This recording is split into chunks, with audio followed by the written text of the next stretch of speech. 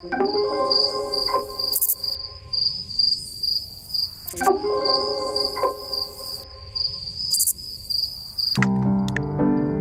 I fell into coppersmithing by accident. It found me rather than the other way around.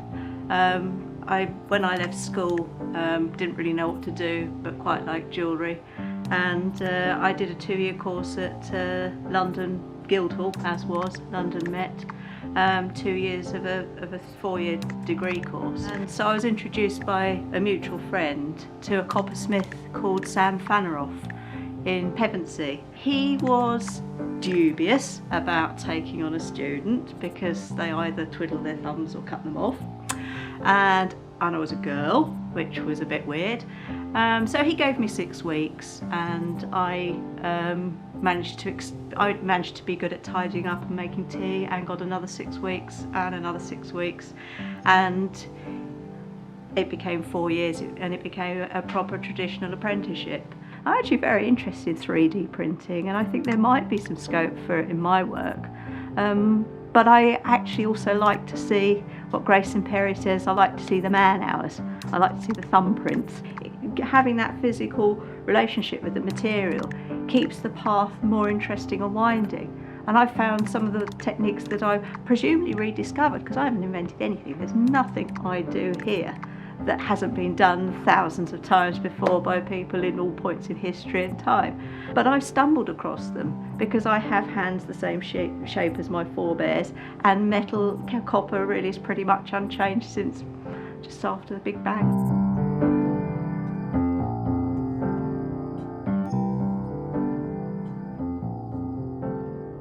You have to heat it to that cherry red colour that we saw, and that's called annealing it.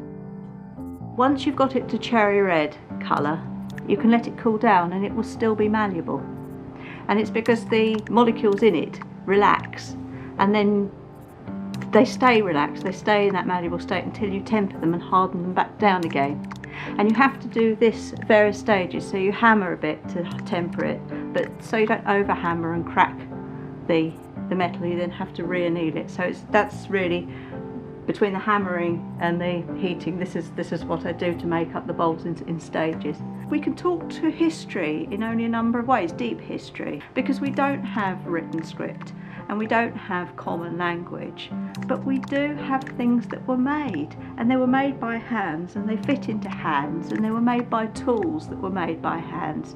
And I find the language of craftsmanship, and being someone who makes things, you have a dialogue automatically with anyone else in time who makes things. And I love that, because it gives you sort of a Babel fish almost, of being able to just talk by, this is what we made.